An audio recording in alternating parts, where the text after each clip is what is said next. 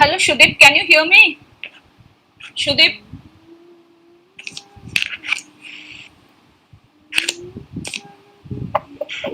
Shudip is mute. Correct, sir.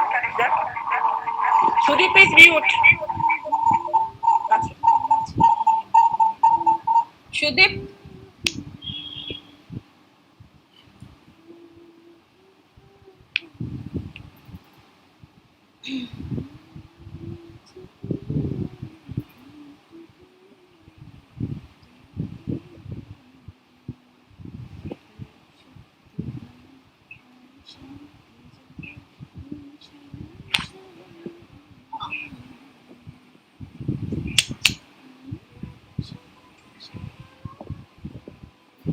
Can I just try the PowerPoint once? Sudip বোধহয় শুনতে পাচ্ছে না, না শুনতে পাচ্ছে, মিউট করে আছে।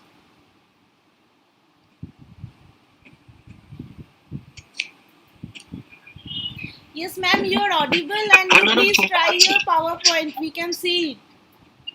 শোনা যাচ্ছে। হ্যাঁ, মানে আমি একটু PowerPoint ট্রাই করতে চাইছি। এখানে somebody else is presenting, প্রতীক মণ্ডল, আপনি একটুখানি সরে যান, তাহলে আমি প্রেজেন্টেশনে গিয়ে আমি PowerPointটাকে দেখাতে পারবো।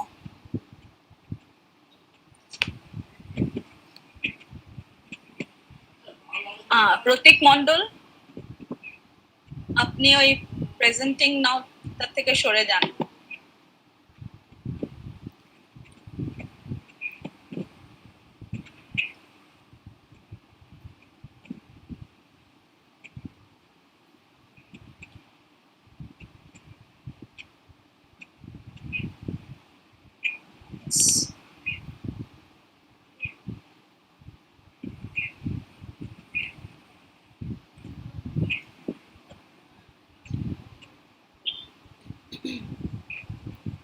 Yeah, okay, fine.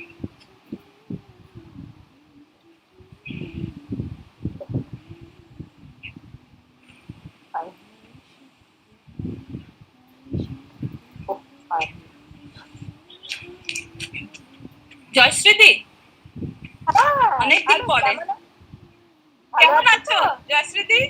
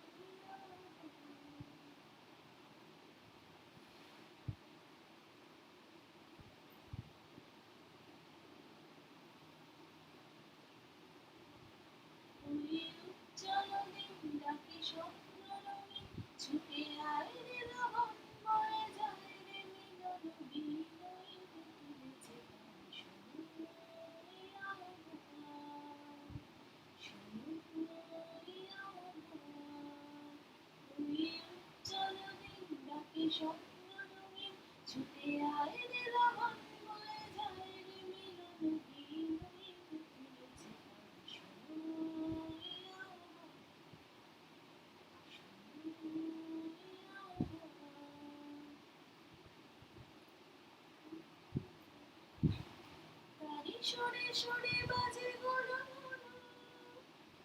গানে গানে পথ চলা শুরু গাড়ি সরে সরে বাজে গরু গানে গানে পথ চলা শুরু আজের করি অন্তরে প্রান্তরে প্রান্তরে কণ্ঠে ছড়া বই গান ছুটে আয় রে লহন বয়ে যায় রে মিলন বিনয় কত গেছে শুইয়া শুইয়া এই উজ্জ্বলনীল ডাকে স্বপ্ন রঙিন ছুটে আয় রে লহন বয়ে যায় রে মিলন বিনয় কত গেছে শুইয়া আয় আয় রে ছুটে আয় বাঁধন টুটে আমি মুক্ত আলোর বন্যায় আয় শক্তি ধারায় আয় শান্তি জাগায় এই শ্যামলে ধরণী হবে ধন্য আকাশে বাতাসে দোলা লাগলো আজ যে বনে জল বুঝে জাগলো আকাশে বাতাসে দোলা লাগলো আজ যে বনে জল বুঝে জাগলো উচ্ছলো উচ্ছ্বাসে উদ্যম উল্লাসে ছন্দে জাগাবো এই গান ছুটে আয় রে লহন বয়ে যায় রে মিলন বিনয় কত গেছে শুইয়া শুইয়া ওই উজ্জ্বলনীল ডাকে স্বপ্ন রঙিন ছুটে আয় রে লহন বয়ে যায় রে মিলন বিনয় কত গেছে শুইয়া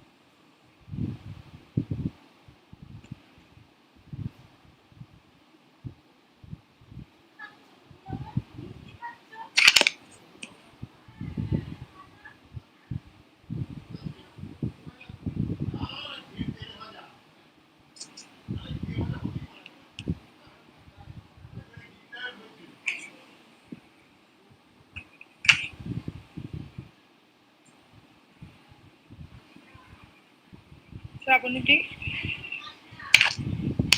can we start?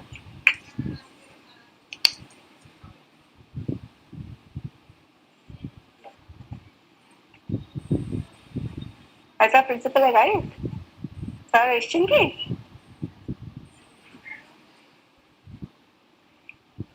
দেখছি।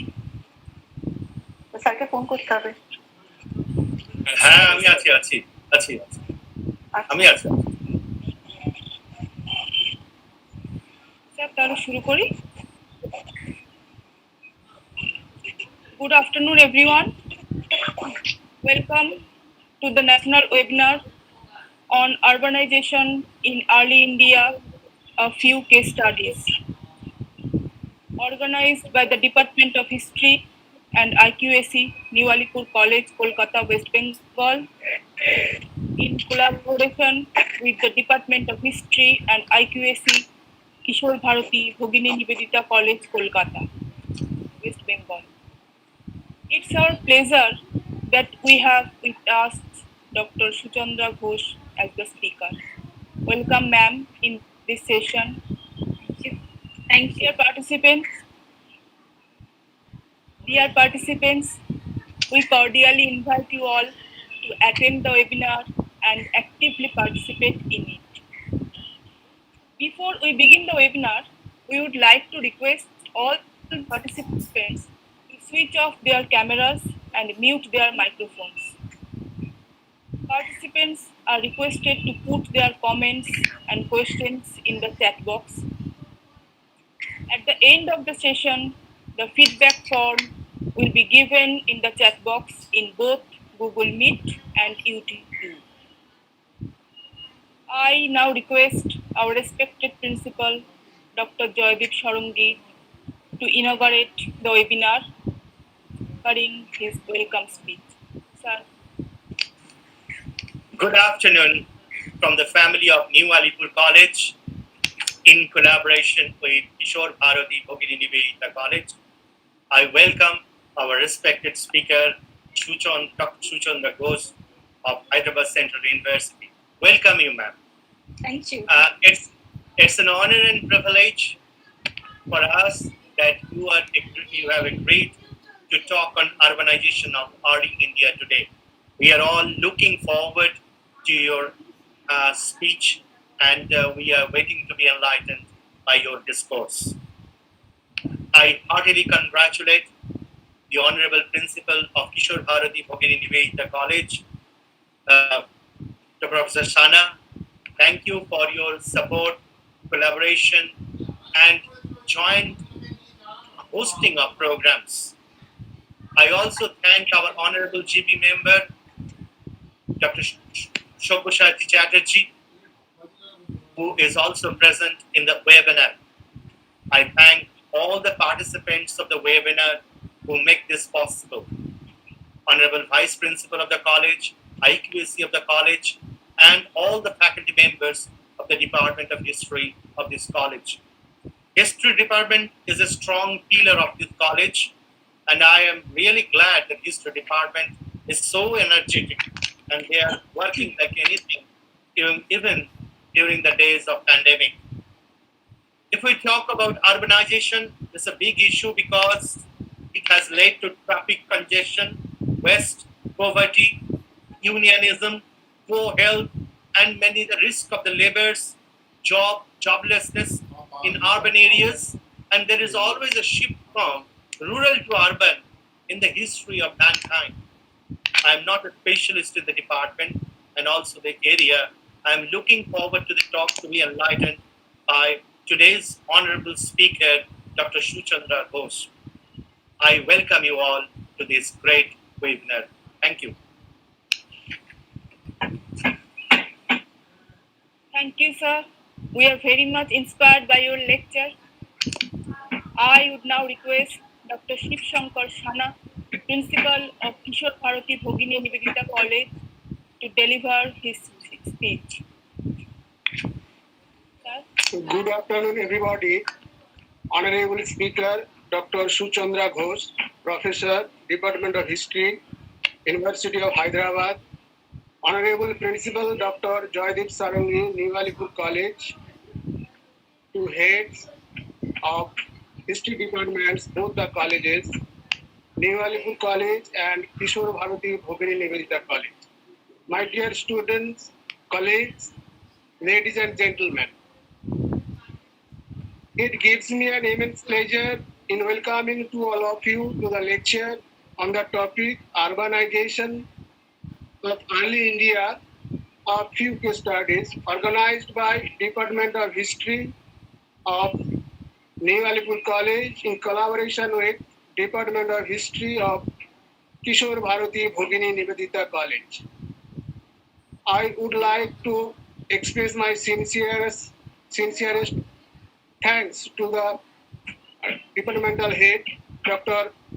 Shavoni Datta, New Alipur College, and Shutoba Mukhopadhyay, Head Department of History of Kishore Bharati Bhoginita College, who organized this seminar. Very nice.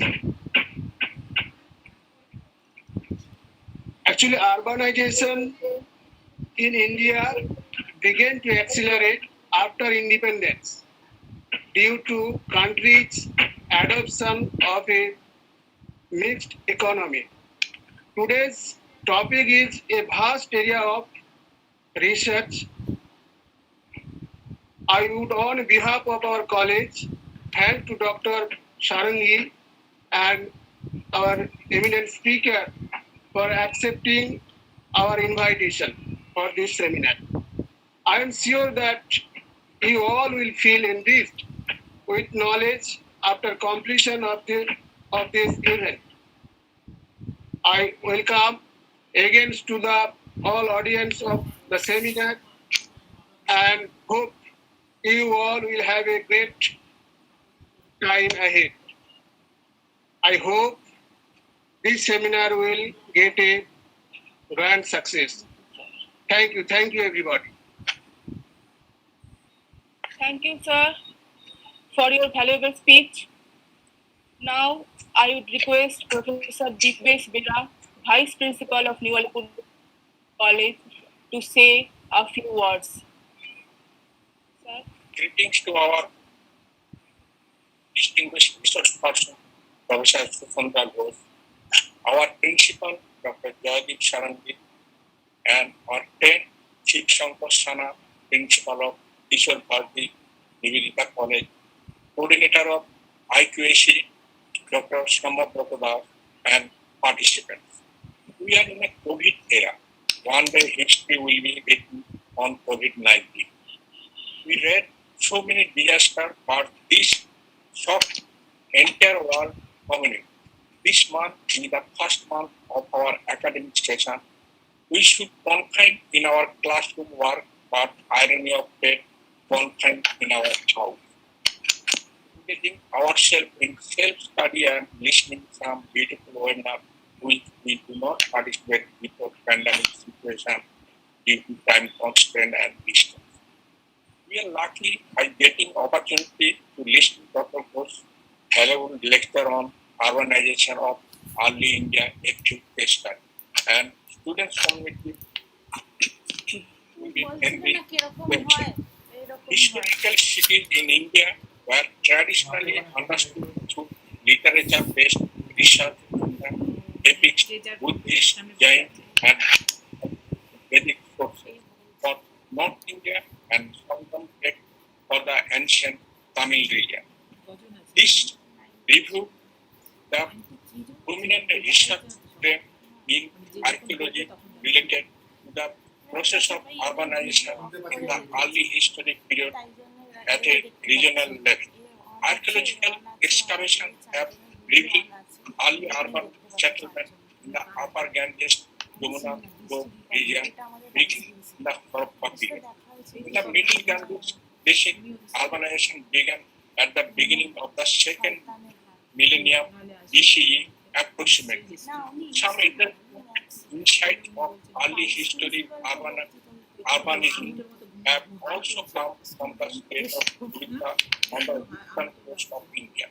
In the third southern region of India, Historic era urbanism represents the first urbanization. Our history department is one of the best departments in West Bengal. We are not involved only on teaching learning process, but are in character building work.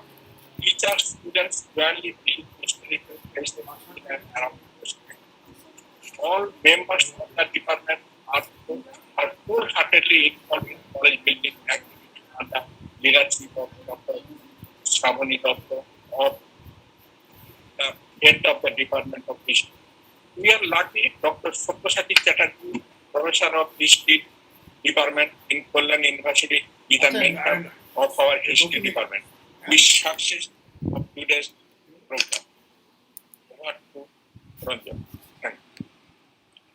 Thank you, sir, for always encouraging us in many ways.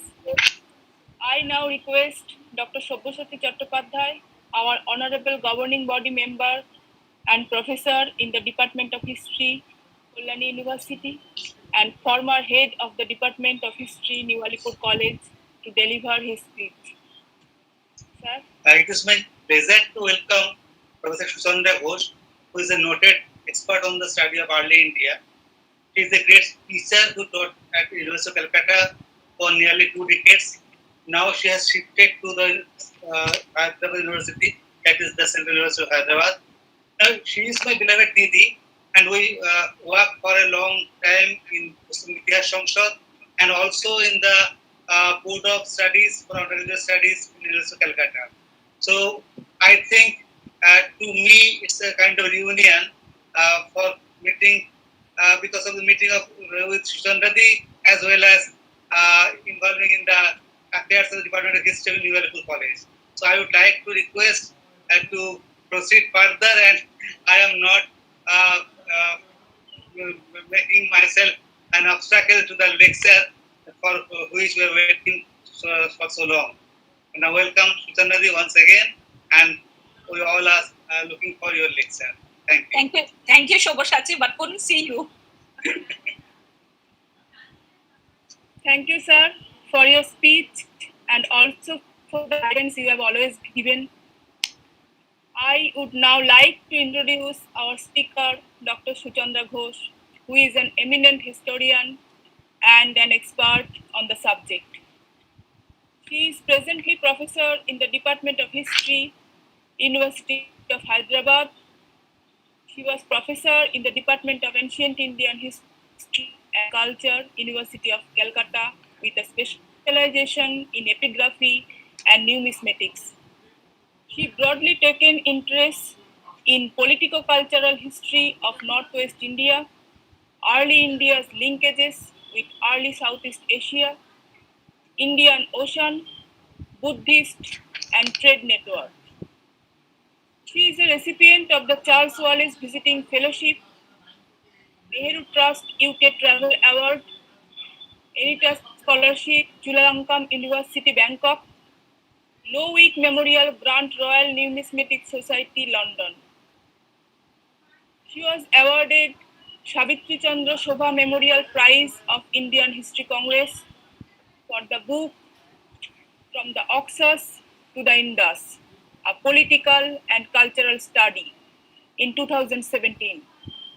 She acted as sectional president, Ancient India section, the 80th session of the Indian History Congress and Regional History Congress in West Bengal and Punjab in 2019. She had published 40 essays in national and 20 essays in international journals, and also worked as a member of editorial board in several volumes. Now, I would like to request Dr. Suchandra Ghosh to deliver her lecture. Welcome, ma'am.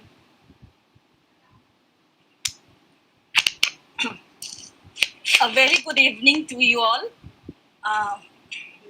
Respected Principal of New Alipur College, Professor Joydeep Sarangi, respected Principal of Kishore Bharati Bhogini Nivedita College, Professor Shiv Shankar Sana, my dear friend of many decades, Dr. Shravani Dutta, who is the head of the department of New Alipur College, and a very, very young friend, Dr. Professor Shobhashati Chatterjee from Kalyani University, who was also in New Alipur College, Professor Shutopa Mukhopadhyay, and Dr. Ranjana Mondal for that. Thank you very much for that introduction, generous introduction.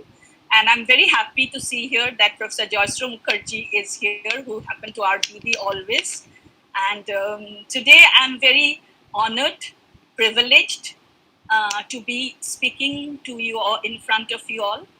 But the fact remains that I was not prepared for such an audience. I was thinking that I will talk to the students. When Shravani called me and told me that why don't you talk to our students, and we decided upon that the best thing would be to talk on urbanization, since this is a part of our syllabus in the undergraduate section, and it would perhaps be of some help to the students.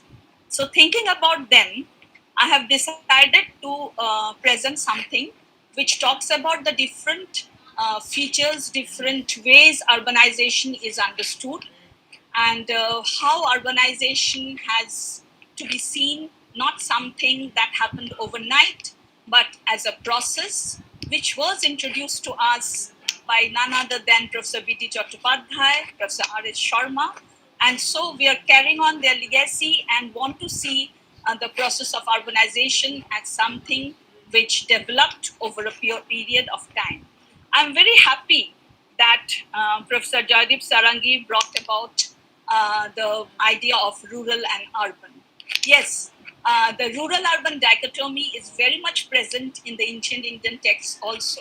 So today I'm not bringing that, but just for an example, that we have Brahmanical texts like the Bodhayana Dharma Sutra, where we learn that they are cautioning people not to go to the urban center, not to go to the cities, because their Vedas are not being taught or learned, or people don't practice reading the Vedas. So this rural and urban dichotomy is very common in early Indian scenario also, which we find in later part, in the later periods of history.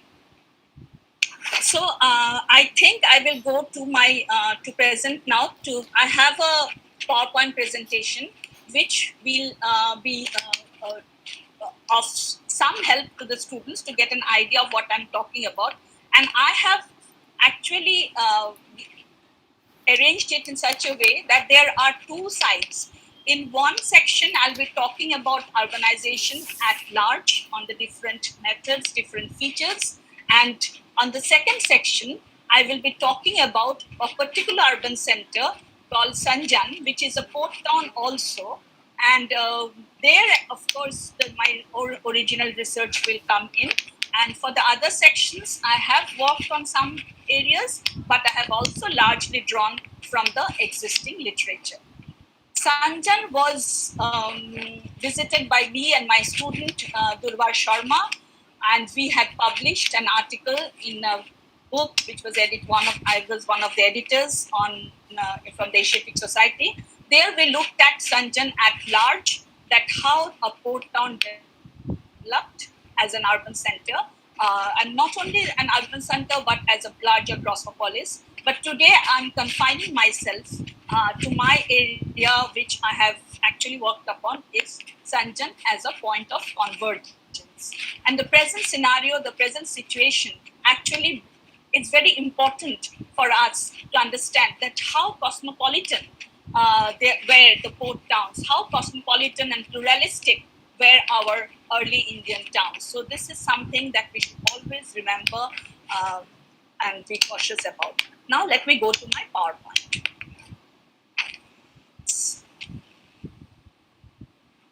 Yeah, can you see? I'll do the slideshow.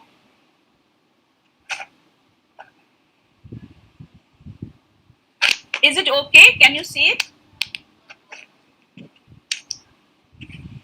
Yes, ma'am. Now, yeah, okay. I think I have 50 minutes. I can speak for 50 minutes. Do I have? Yes, ma'am. Okay. Now, when we talk of urbanization, as rightly pointed out by Professor Dipesh Bera and Professor Shankar Sana, that when we look at Indian history, we have different phases of urbanization, and we have the first phase of urbanization is of course linked with the industrial civilization. But here I have not brought in that. I'm talking about the historical period. So my focus will be on the second urbanization and the early medieval period urbanization, which is known as the third period of urbanization in Indian history. As you can see that before 600 BC, we had a kind of a period where we had the Vedic corpus. But when the age of the Janapadas emerged, so we witnessed immense development in agrarian economy, resulting in the formation of urban centers. So there was incipient urbanism, which can be noticed around 6th century BC at some sites. So this transition from chiefdom to the establishment of kingdoms and oligarchy in the Ganga Valley is also linked with the emergence of urban centers in the region. Urban centers become visible in our textual accounts and field archaeological materials. So my main sources today would be the textual accounts and the field archaeological materials, because texts, and of course I'm using some of the inscriptions. Texts do not give us an whole, actually none of the sources are itself giving us a very holistic account, and therefore it is very important that we follow D.D. Kosambi, who actually talked about the combined methods of history, that we have to combine different kinds of sources, and where he also focused a lot on ethnography. We have to combine these sources and then look at something so that we get a holistic picture. So here also I'll be talking about basically the texts and the inscriptions and also the archaeological materials. We know that during the time of this transition from chiefdom to the establishment of the kingdoms and oligarchy in the Ganga Valley, during that time we also emerge in the process of which is known as second urbanization. The genesis of the urban centers, as you can see, was not uniform, because we have if we explain it that way, that there were certain very important centers of urbanization, second urbanization in the Ganga Valley. So it is said that Ganga Valley was an epicenter, and therefore we have this term also secondary urbanization, which I have not mentioned here, where Ganga Valley forms the epicenter, and from the epicenter you have diffusion of the markers of urbanization.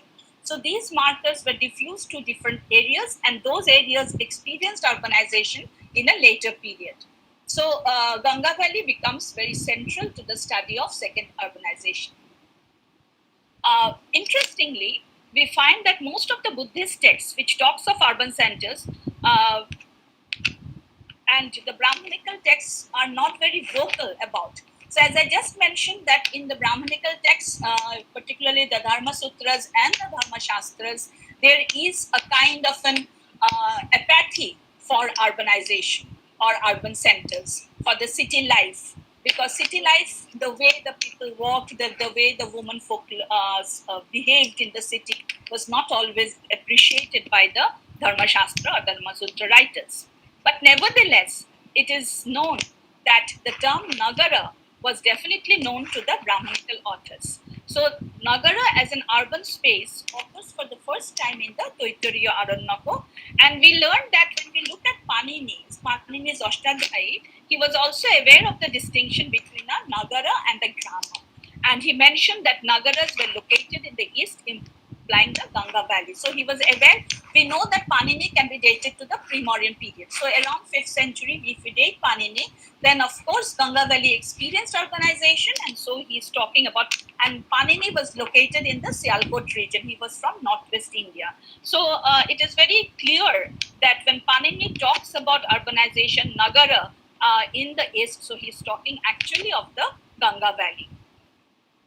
I mentioned the Bodhana Dharma Sutra. So this kind of attitude to the cities are found in the Brahmanical literature, and so they are not very vocal about it. On the other hand, the Buddhist literatures talk about the urban centers and the different categories. Here I have to mention that categories of centers, urban centers, are very important.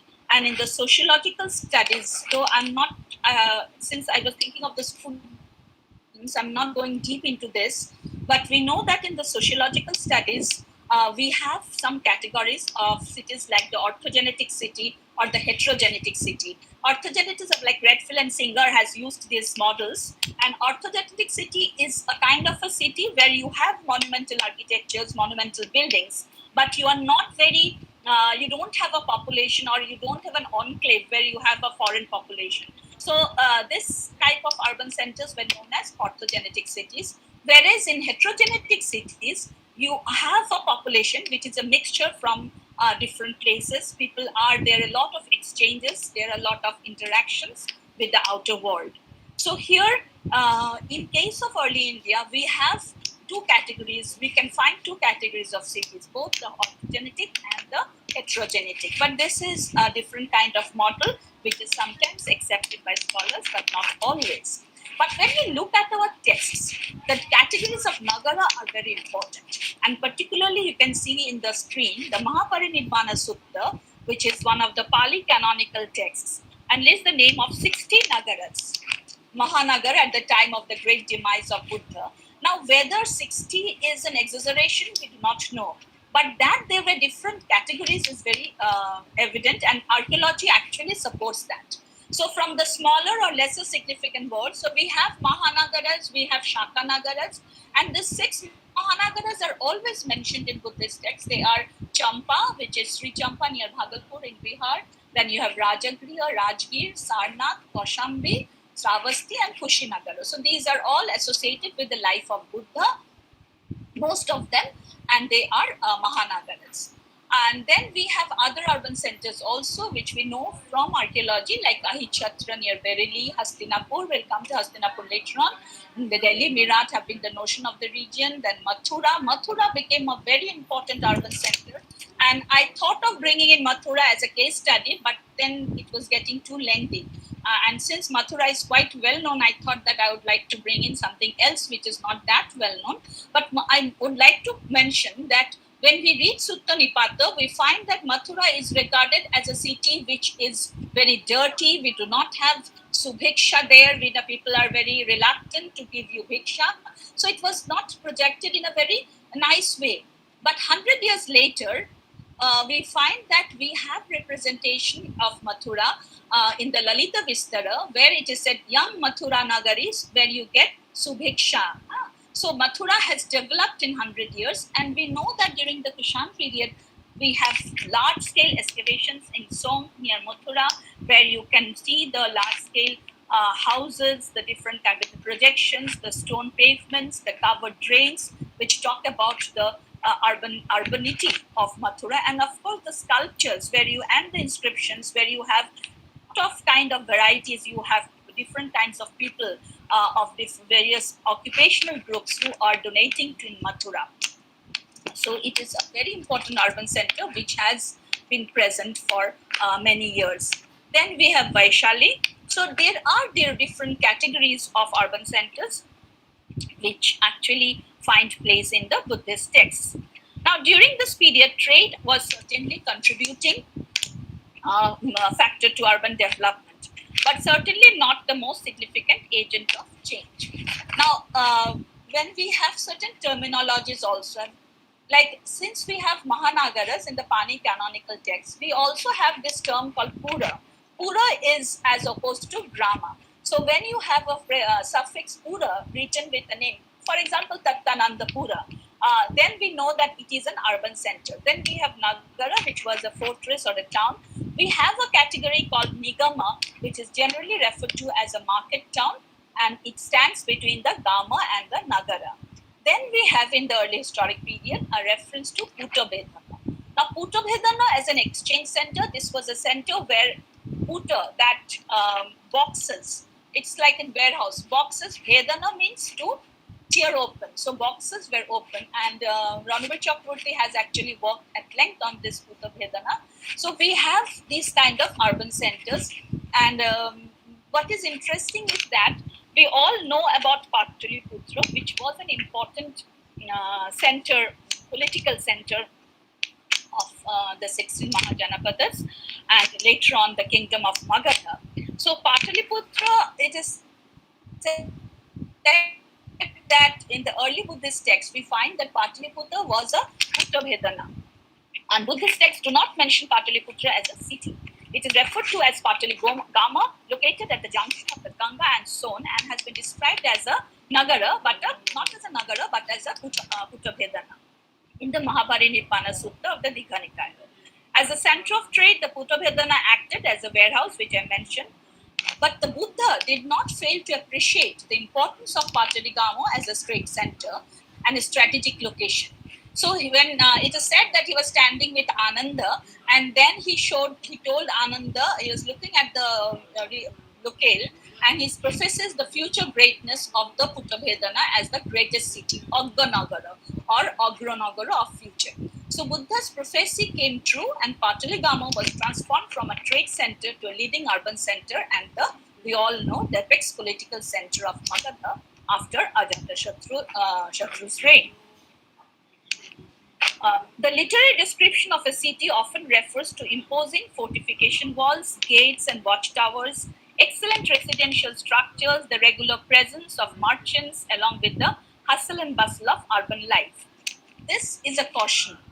Actually, when we look at the literary sources, when we look at the sources, we have to be also careful that how far the source is talking actually is giving you the right kind of information, what is the context, and what is the politics behind the writing of these sources. So this is very important, and particularly in literary description of the city, if we look at many of such descriptions, these are very stereotypical.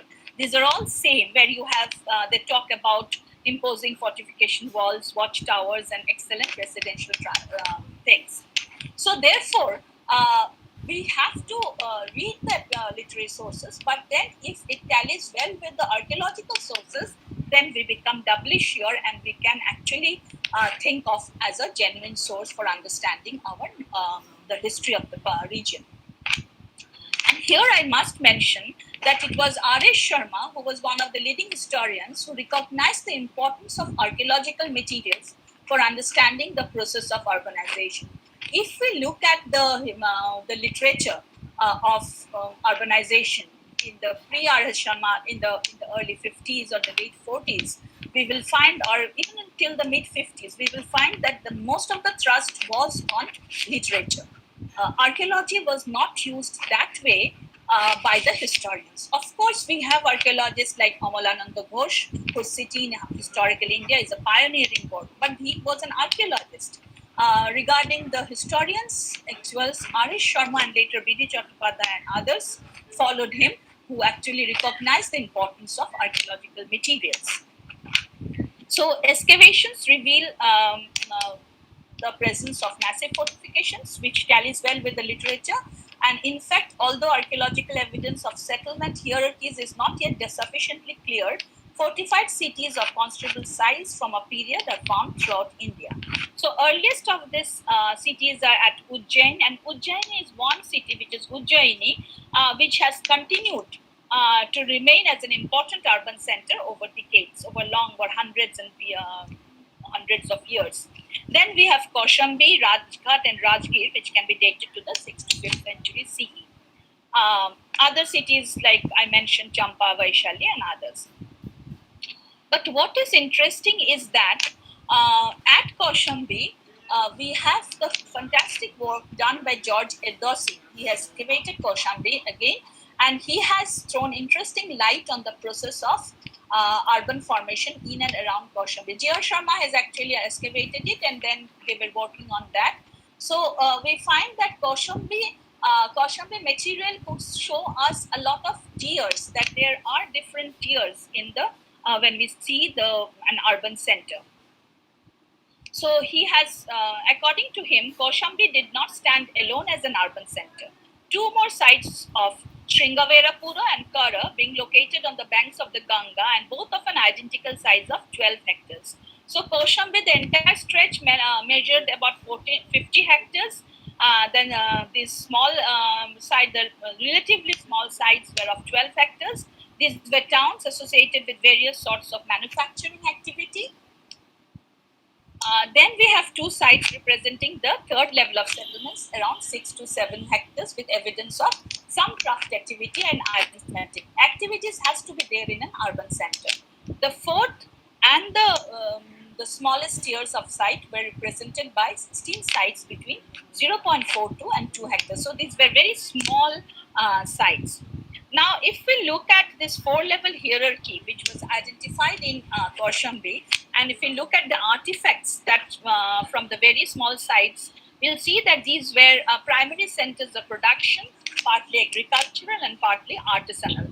So Kaushambi fits in well with the nomenclature of a Mahanagara. So Mahanagara of Buddhist literature actually had Kaushambi.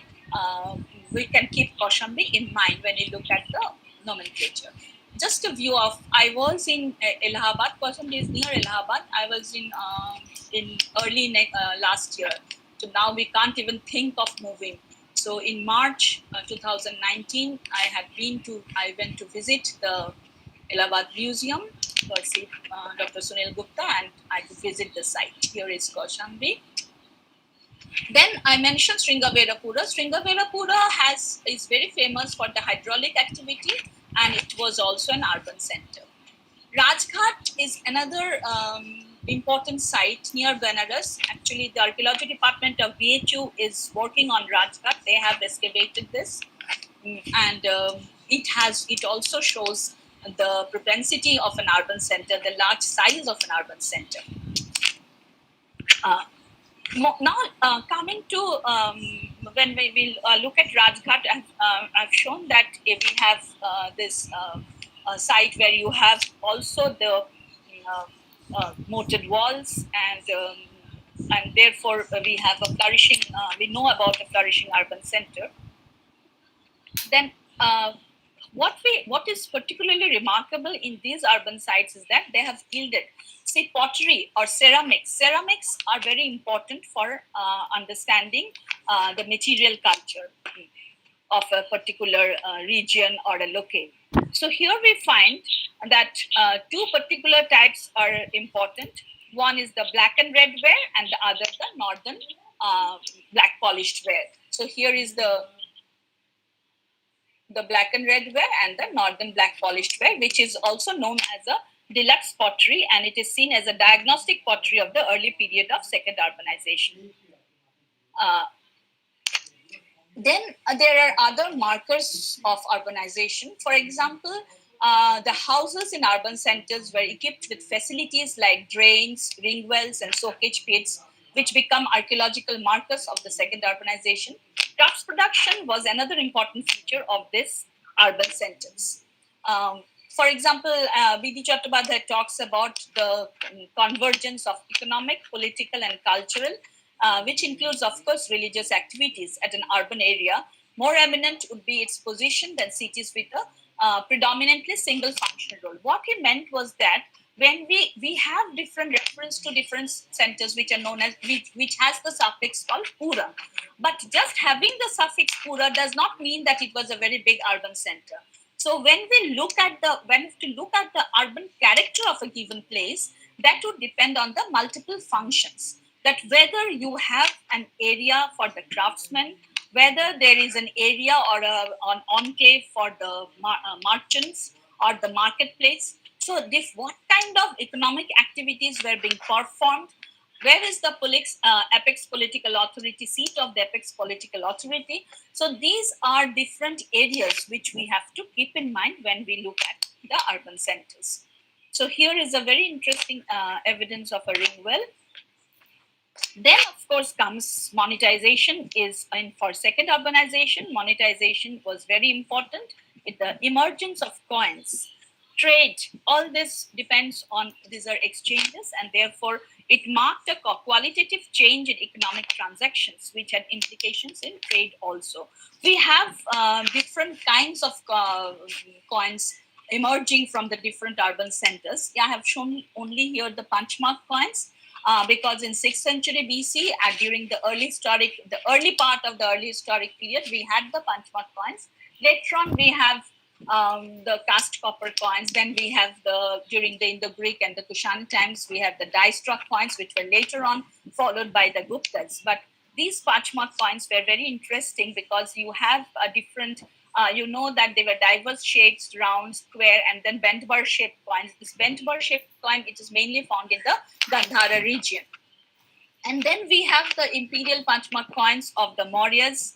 Therefore, with coins, with monetization, we have also the beginning of usury, which is well documented in Pali literature. There's a single article by R.S. Sharma which talks about usury in ancient India. So when there is monetization, people will take loan, and so then there will be interest giving, and so usury becomes very important.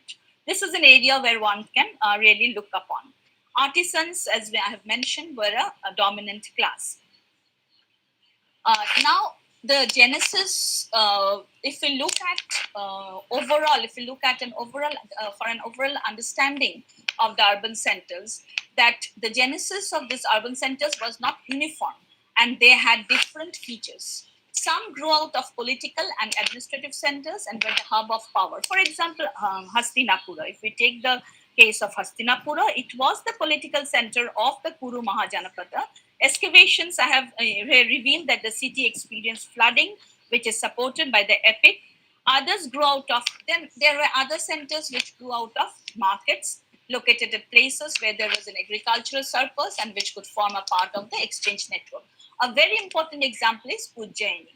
Now, as I mentioned, that Ujjaini continued to be a very important urban center, and it was an important hinterland for the ports of the Western Indian Ocean.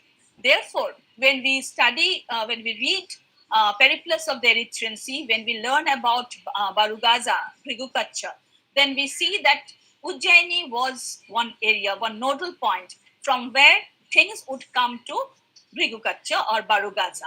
And Ujjaini would also connect with Mathura. So there was a linkage, and this linkage has to be studied upon.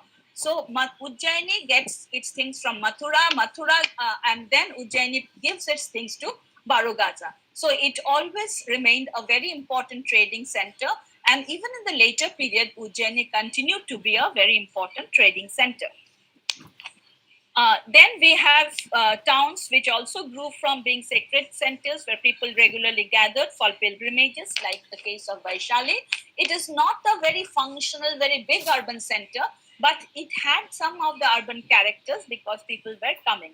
So, therefore, we can say that towns could grow where there was a perceptible concentration of people with the scope to earn their living from a wide range of occupations.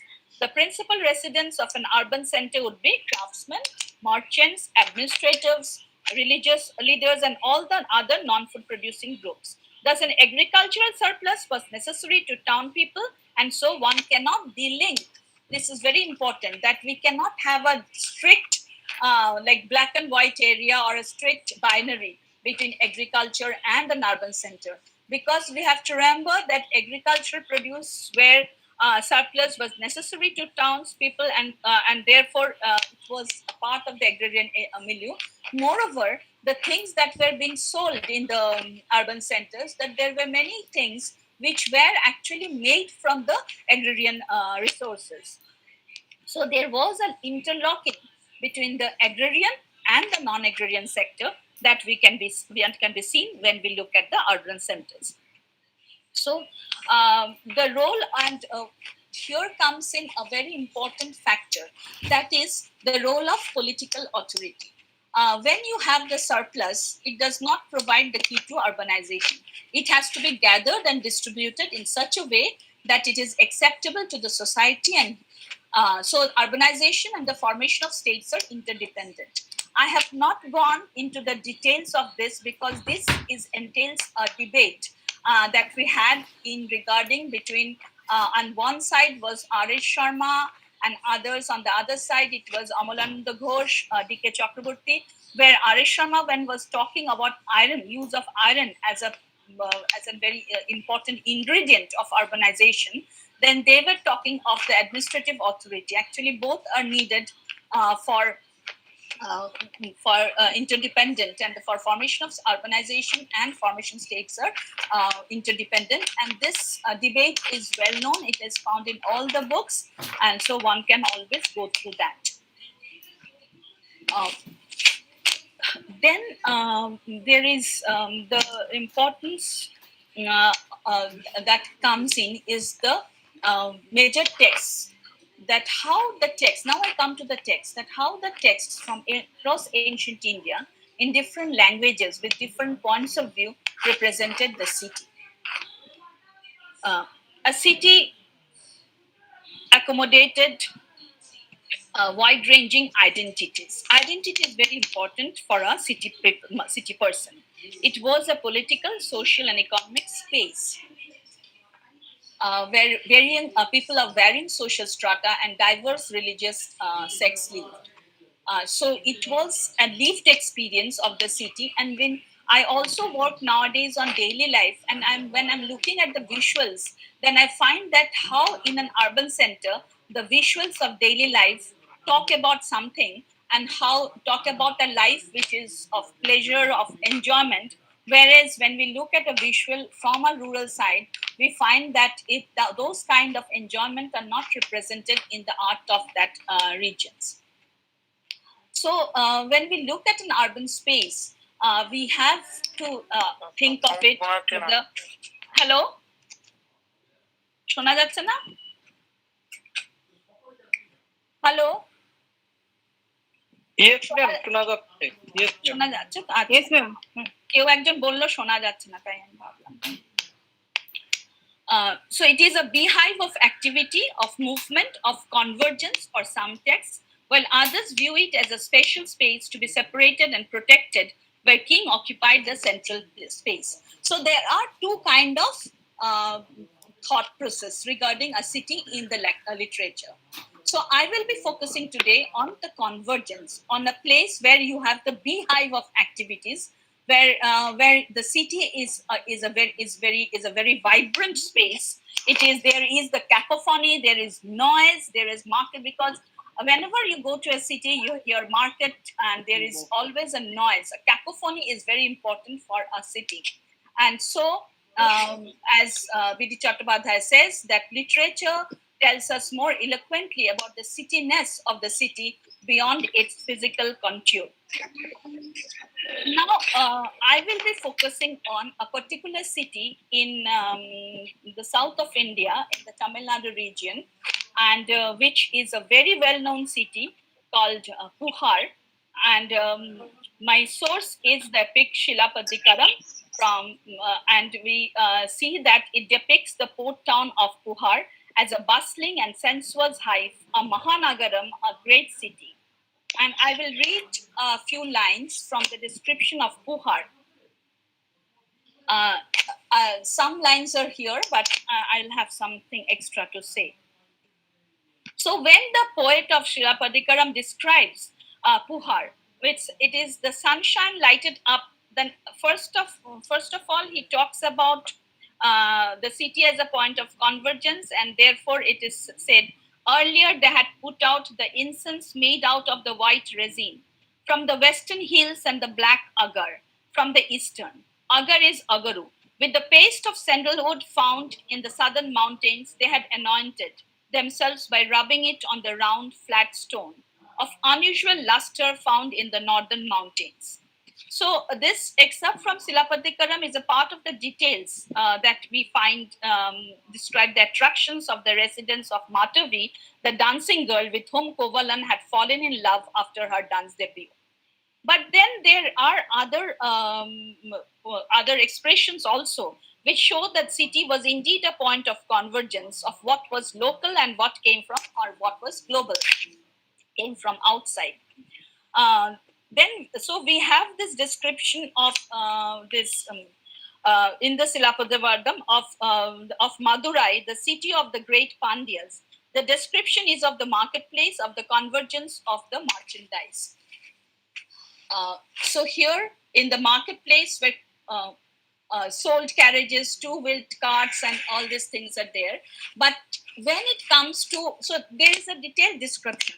But when it comes to the description of Puhar, we find that in various quarters of the city, the homes of wealthy Greeks were seen. By Greeks, the term used is Yavana, and here it is not actually Greeks. They have translated as Greeks. It is the Greco-Romans who they are talking about. Near the harbor, seamen from far-off lands appeared at home. In the streets, hawkers were selling unguents, bath powders, cooling oils, flowers, perfume, incense. Weavers brought their fine silks and all kinds of fabrics made of wool or cotton. There were special streets for merchants of coral, sandalwood, mead, jewelry, faultless pearls, pure gold, and precious gems. In another quarter lived grain merchants, their stocks piled up in mounds, washermen. So you can see the contrast. In one quarter, you have the seamen from far off lands. So they are selling all very interesting things, perfumes, incense, which is very much close to the urban life, urbanity, the life of an urban man, a man about town, a nagaraka. On the other hand, in another quarter, we have leave the grain, which is grain merchants who work with bulk. So it is a trade in bulk, not only on luxury. So this description of Puhar gives you the contrast that early Indian trade or early Indian maritime trade or Indian Ocean trade was not just of luxuries. It was a melange of luxury items as well as the bulk products. So you have in grain merchants, the stocks piled up in mounds. Then you have the washermen, which you very much need in a center. Bakers, vintners. Wine was consumed, so vintners had to be there. Fishermen and dealers in salt crowded the shops where they bought betel nuts, perfume, shape, oil, meat, and bronzes. One could see the coppersmiths, the carpenters, goldsmiths, tailors, shoemakers, and clever craftsmen making toys out of cork or rags. And then, of course, the musicians, expert in each branch of the art, who demonstrated their mastery. Workmen displayed their skills in hundreds of some small carts. Each trade had its own street in the workers' quarter of the city. So this is what I'm trying to show is that when a city is described with such grandeur and such diversity, it shows that here people converged. There were people from different quarters who actually came to this. There were, and we have in the description, an enclave of the foreign merchants. So they were a place where the Yavana merchants could come, and there are beautiful description of the place of the Yavana traders where which are lit up with lights and it looks beautiful in the evening. So these descriptions shows the variety, the diversity of an urban center, which was a port town. And in early medieval period, I will also talk about a port town. Now, moving into from this portrayal of early historic town, let me move into the early medieval. And very quickly, we can go through the points where we see that generally what are the sources, the epigraphy and the textual sources are there. Then we have the Kavya literature, the secular text, and also the travelers' accounts. These are very important for early medieval, particularly the Arab geographers' accounts, Al-Biruni's evidence, or theoretical, normative, prescriptive treatises like Manasara, Mayamata, or Samaranga Sutradhara. These are architectural texts, but they also have some kind of idea. They give an idea of an urban center. Now there is this big debate about urban decay or whether there was decay, and this debate has been continuing for long, and we all know about it. So since I'm talking about urbanization in early medieval period, I believe that there were urban centers, and I'm not taking the side of the proponents of feudalism that there was deurbanization. My stand is that there was urbanization, but we cannot say that everywhere there were urban centers. There were pockets, there were regions where you have more reflections of urban centers, and in some areas there were less. So, and what brought this in?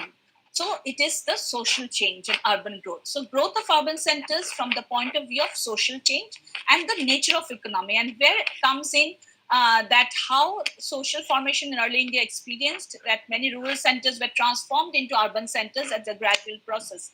There is this, I'm forgetting the lines, but in a text from Hemachandra, he says that Grama Nagara Sadrisha, that the villages are looking like towns. So there are this kind of evidences. The greater the convergence of economic, political, and cultural activities at an urban area, more eminent would be its position than cities with a, as I mentioned earlier also, with a predominantly single function role. So here too, the multiple functions of a settlement is very important to understand whether it was an urban center or not. This is the work of B.D. Chattopadhyay, where he talks about, he has taken this inscription from Totandapura, which is referred to as a Purapattana in the epigraphic records, and it is marked by a Brihad Rathya, high street, Purathya, small road, Hatta Marga, road leading to the marketplace, Purva Hatta Pradesha, a marketplace in the eastern part of the urban area, Griha, Avasinyaka, dwelling, Apara Saraka, house with balcony. This house with balcony is a very important marker of urbanization, which we found in the early historic place in the visuals.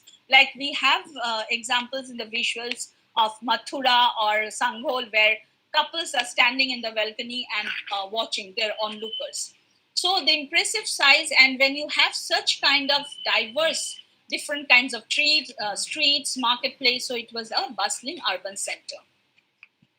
Now, if we look at again, if we go to the literature, so I am actually juggling between inscriptions and literature to give you an idea that how both the sources actually tell us about the presence of urban centers. So when we look at Zhuangzang's portraits are generally taken to be correct when he's not talking about Buddhism, because when he talks of Buddhism, naturally he has his own emotions, and he goes overboard. But when he's talking about a certain particular place, then we find that he is more or less, his descriptions are quite worth noting. So when he talks of Kanyakubja Kanoj, he said that is found in the he says that the capital, which had the Ganges on its west side, was about 20 li in length by 4 or 5 li in breadth. It was very strongly defended and had lofty structures everywhere. There were beautiful gardens and tanks of clear water in it. Rarities of strange lengths were collected. The inhabitants were well off, and there were families of great wealth. The people had a refined appearance and dressed in glossy silk attire. They were given to learning and the arts. So here, when they're talking about the families of great wealth, the people had a refined appearance. So here we find the image of prosperity and beauty of the city of Kannukubja comes through from his description. So if one reads into the description minutely, the commercial character of Kannukubja also comes into focus. Now I will go to the second section of my presentation, because I think I have only 15 or 20 minutes left. So I'll not go into the details, and I move into Sanjan. Sanjan is actually a port in let me show you the map first. Sanjan is a port in the Konkan coast. So you see that the tip of the Konkan coast, so it was very close to Gujarat. So it was linked with the ports of Gujarat also. And during the 6th, 7th century, Sanjan flourished. And so you have Sanjan, Sopara. Sopara is Surparaka. So you have this kind of ports locations.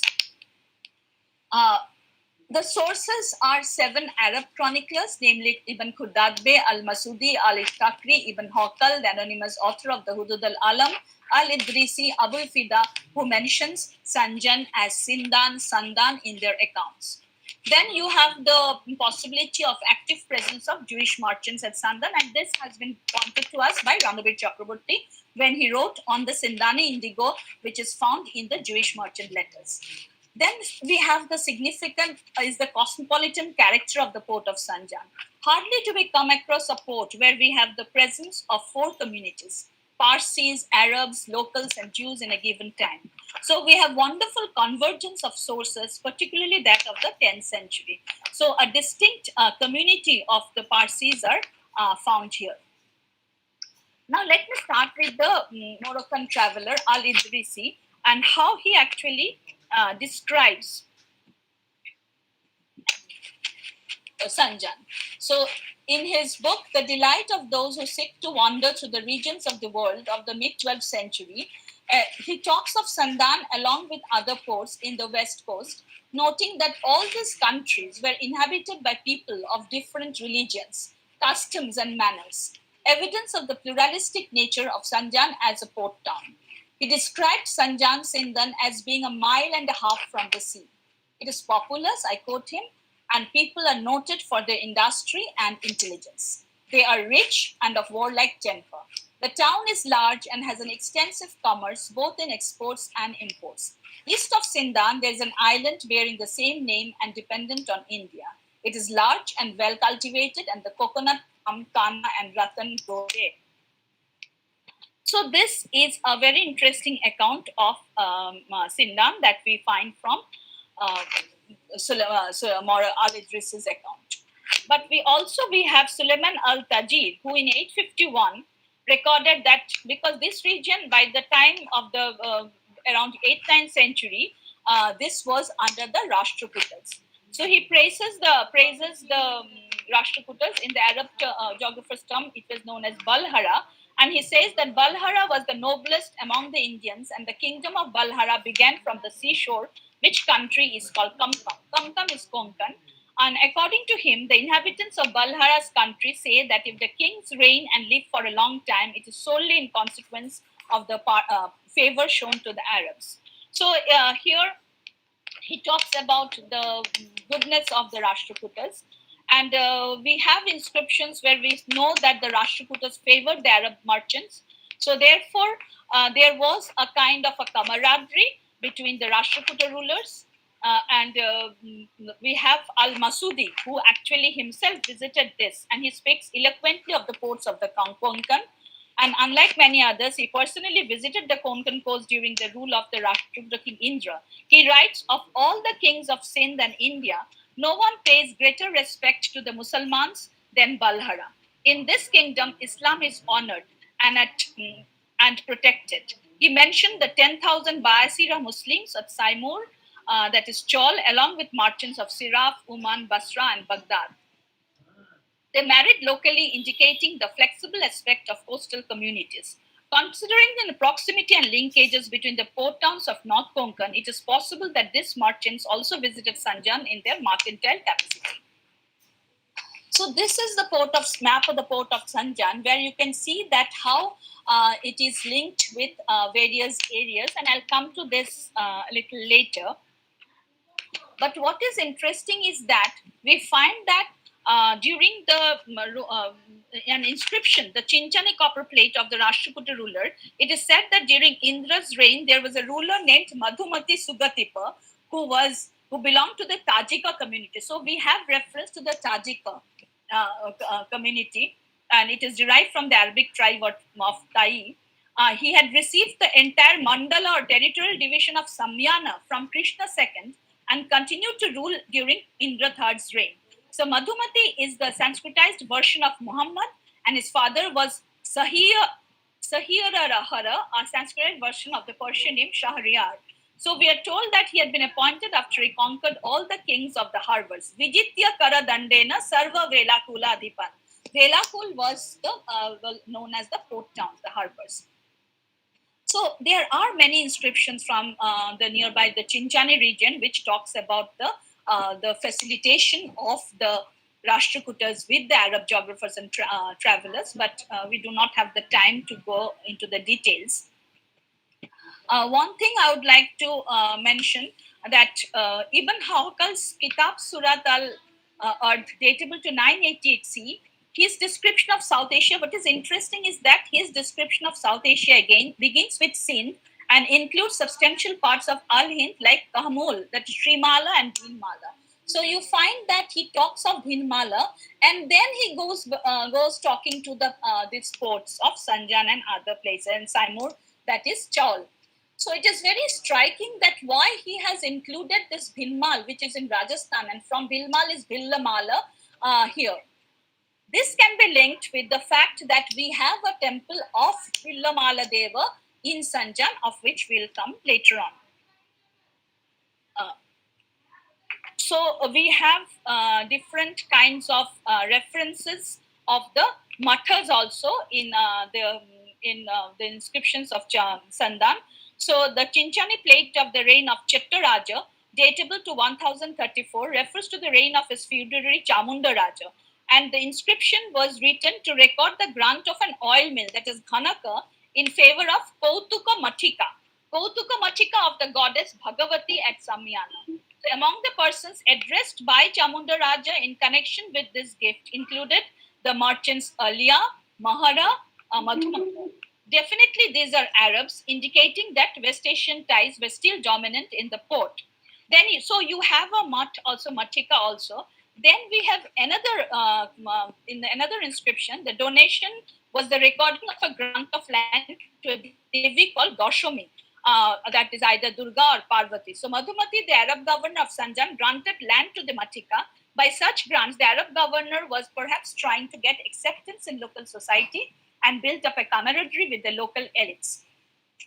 And then talks about many notable persons. We have reference to Hunjamana also, Hamyamana, and it has been termed as Hunjamana. So there are two opinions.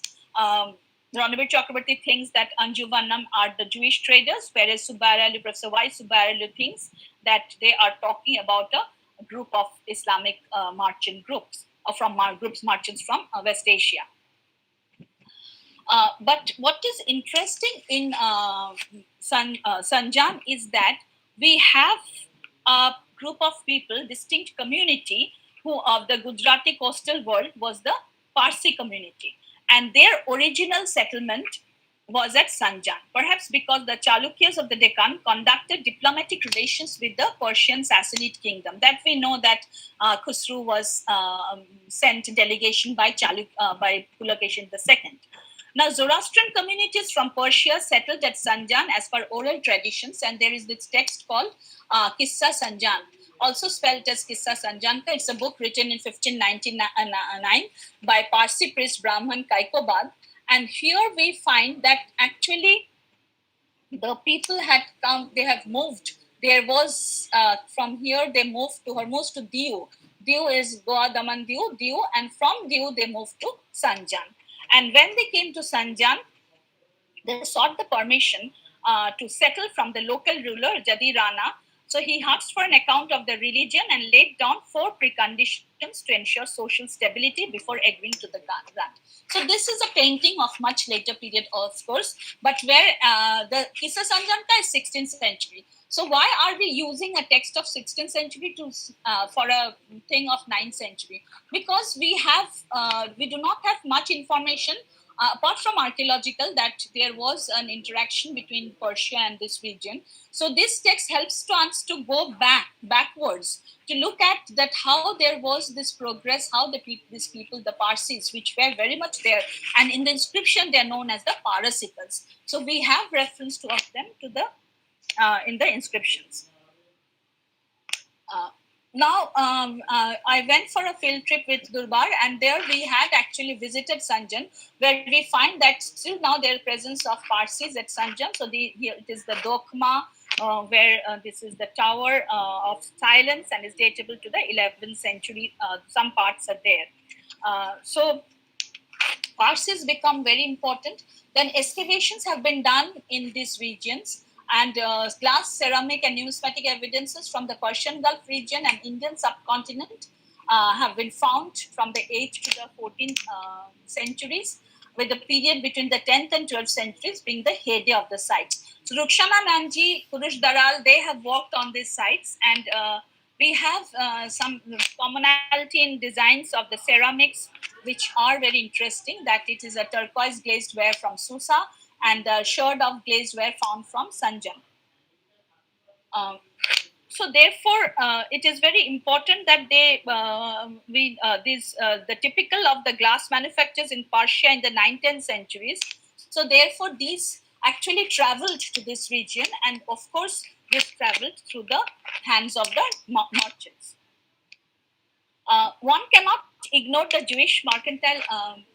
The Deccan College team also explored in this region, and they found 2 shards of unique style of Persian pottery. So this West Asiatic contact of Sanjan, Sopara, and Chaul, and which was once busy ports of trading various goods, have been recovered and understood both from archaeological materials and as well as from inscriptions and the travel accounts and of course the Kissa Sanjan Ka. One cannot ignore the Jewish mercantile group among the foreign mercantile communities in Sanjan.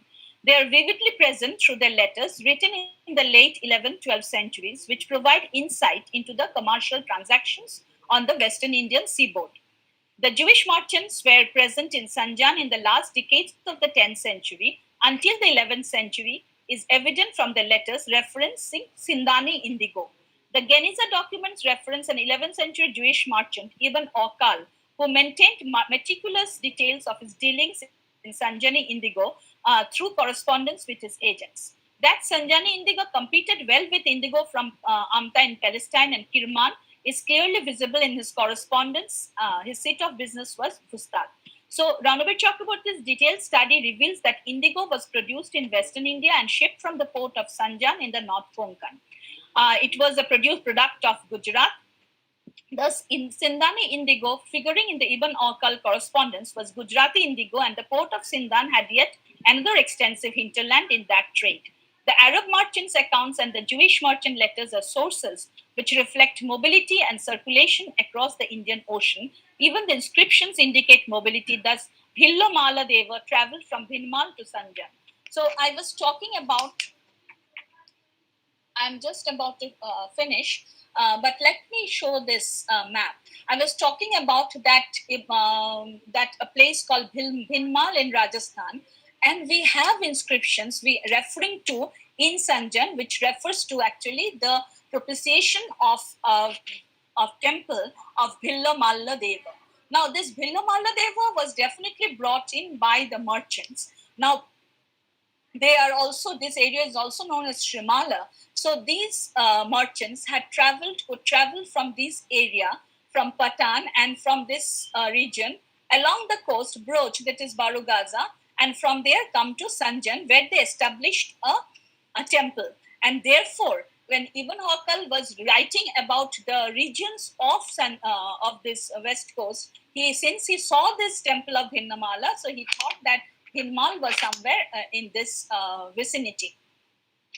In another work, I have seen that we have, like, this is Anahilavada Patan. So this, I have done some work on Anahilapura, on the network of Anahilapura, which is also another urban center, which is inland urban center, which shows about the connected history of the region with outer world. And there we find that from Anahilapura, there are merchants like Kubera Swami. He's coming along, taking the coastal route, and then by that time Kambe became very important, but he's not going to Kambe. In the text of Moharaja Parajaya, a very interesting text, it is said that he came to Barugaza and he was going through, taken up 500 people were with him, and he was taking a boat called Vahitra, which is a coastal vessel, also shown by Ranabir Chakraborty's work. So when we have these kind of networks, and I have worked extensively on Anahilapura to show that how Anahilapura actually had an extensive network here, and it is also referred to in the Jewish merchants letter, we can realize that how in the early medieval period we had towns, we had convergence of people of different religious groups, social groups, and which flourished both in the inland center and also in the ports. So my concluding thoughts after reading Sanjan and the material of Sanjan and also Anahilapura, which I didn't bring in here, we find that there is a remarkable multiplicity of religious practices at a port, and this speaks of a vibrant cultural and social life in a port town. The brisk trade at Sanjan, which was facilitated by the accommodation of cultural and social pluralism. This is something which we have to keep in mind. The host society, a host society, that is the society which accommodated the Arab merchants, the society that accommodated the Jewish merchants, the society that accommodated the Parsis, was conducive for the development of diasporic features. So these cities were beehive of secular activity, of movement, and of convergence, as articulated by Chattopadhyay. So B.D. Chattopadhyay had worked on the early historic period. Taking cue from him, I have tried to see this kind of movement of people, kind of secular activity and convergence in the early medieval period, where I have found that Sanjan and Anahilapura are two centers where we can actually point out these features. So the power of the merchants is a pointer to the waning away of the Brahminical control of urban society. So urban society experienced less Brahminical control and more there was the merchant people were very important. And therefore, when we are talking of integrative polity, recently there is an argument that we should also include the merchants while studying this kind of things. So Sanjan on the one hand on the west coast, Puhar on the east coast, belonging to two different time frames. Puhar in the eastern on the early historic period, Sanjan in the early medieval period, but both celebrates heterogeneity and which is a momentous marker of urbanity. Thank you very much. This is a view from our present Sanjan. So now the sea has moved far away. We have this kind of riverine treks. Baroli, there's a river called Baroli. And if we have to go to the sea, then we have to go a little away. The sea has moved away. Thank you. Thank you, ma'am, for wonderful presentation and sharing your views with us. We are very much enriched by your lecture. Now, it is the time to interact with our participants. Yes, sure. They have several questions to you, ma'am. So, I request Sure, Professor Utpal Sarkar, Department of History, Manipur College, to blend up the question answer session. Over to Professor Sarkar. Good evening to you all. Now we are starting the question answer session. First of all, I would like to thank Dr. Sutandra Ghosh for her excellent presentation. The first question put forwarded by Pasang Bhutia: what is the role of political authority as a key to urbanization? Ma'am. Yeah, okay. As I mentioned, that urbanization and political authority, the way urban centers are developed, they are complementary to each other because an urban center cannot flourish without the proper intervention of the political authority. Because as we all know that we need patronage, then a political authority should be such that they had to have a very good kind of a knack towards trade. And I'll take up the example of the Kushanas. Like if we look at the Kushanas, we find that here urban centers, the height, we know that during the second urbanization, the height, the peak of second urbanization was reached during the Kushan period. Why was it so? The reason is that the Kushana rulers, had very much a knack for trade and commerce. So therefore, when a large area from South Asia, from the northwest part of the South Asia to Central Asia was under the Kushana domain, so therefore there was easy movement of caravan traders like the Sartavahas, the big merchants, they could go, and so therefore trade developed. And when you have the development of trade, obviously urban centers developed. So therefore, political authority can have a major role in the development of an urban center. And everywhere we have seen that that has to be, so when we have the enclaves which are actually controlled by the political authority, so they play a significant role. In the distribution of surplus also we find that. Ma'am, second question from Bidu Dev Borba is: what were the indifferences between first and second urbanization? Which one is better from the political and social perspective? He also asked what was the condition of Bengal during the second urbanization. Okay. The first section is actually first urbanization is a different class by itself. So we cannot have a very clear distinction about it. It's the Harappan civilization where we cannot read the scripts, and also we do not get the sources. But of course, we find that the high level of urbanity is found because we all know the structures, the covered drains, the different kind of the trade linkages. Of course, had a very important setup in first urbanization. But the differences cannot be pointed out in that way because here we find an epicenter. We do not know whether in the first urbanization there was an epicenter or not because we do not have the written material. But your second question is very important. The role of in Bengal. What was the condition in Bengal? There is an excellent essay by B.D. Chattopadhyay again, known as Urbanization in Early Bengal, which is a part of his collection of Studying Early India. So the details you'll find there. But one thing I would like to tell you, when I was talking about second urbanization, I mentioned secondary urbanization also, if you remember.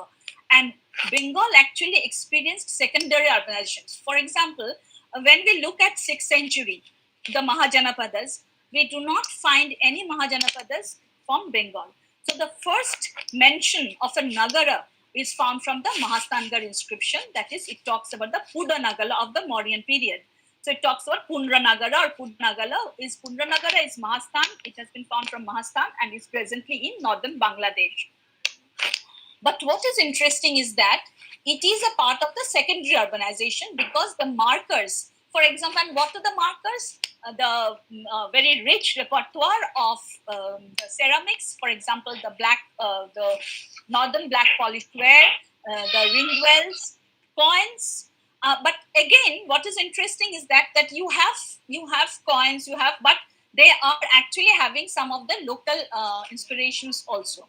So Bengal developed as an urban center from the later part of the Mauryan period in Bengal. And remember, there was nothing specific called Bengal. It was actually a conglomeration of different subregions. So we have the subregion of Pundravardhana, which was Mahastan was within Pundravardhana, and it had its own urban center. Later on, we have Bangar and other centers where we have really urban, we can see the urban processes coming on. And in the early medieval period, we know that we have in southeastern Bangladesh, we have Deva Parvata, which was the riverine trade center. Then we have the port of Samandar. So there are many urban centers, but B.D. Chattopadhyay cautioned us that just having one of the markers of urban center does not make it a proper urban site. So that we have to look for multiple functions, multiple activities, which is very important for us. I think I saw a question on guilds. Somebody. Yes. Somebody asked.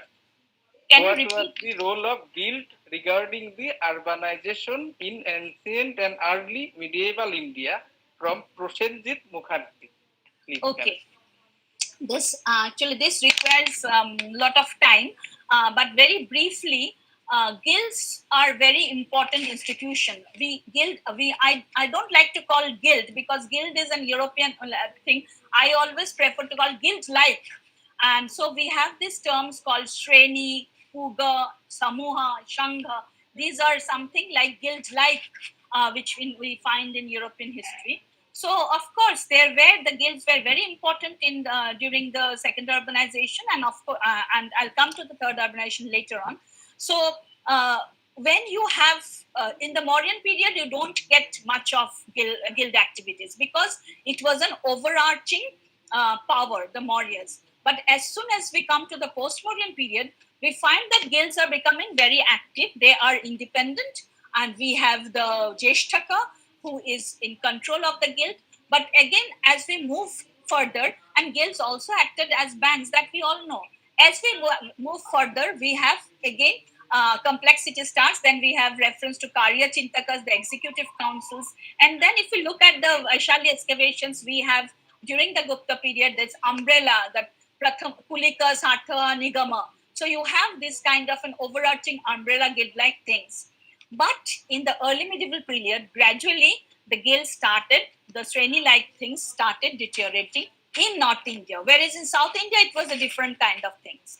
So, but in North India deteriorated because suddenly there was a lot of competition, and when there is a lot of competition, then of course there is contestation, and suppose a Karmakara guild or a Toilika guild of an oil miller. So earlier in one region there was one guild. Gradually in the early medieval period there were 2-3 guilds of the same commodity, same professional groups. So there was competition. So the cohesive character, guilds or any kind of Sreni, Puga, Shangha, they survived, they flourished because of their cohesive character. Cohesive character was very important.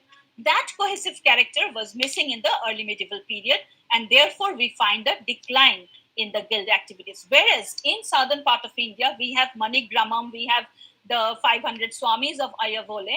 So they were like a corporation, they were like an organization. It flourished. So there are differences here. So in case of North India, the guilds gradually there was decline and disintegration of the guilds.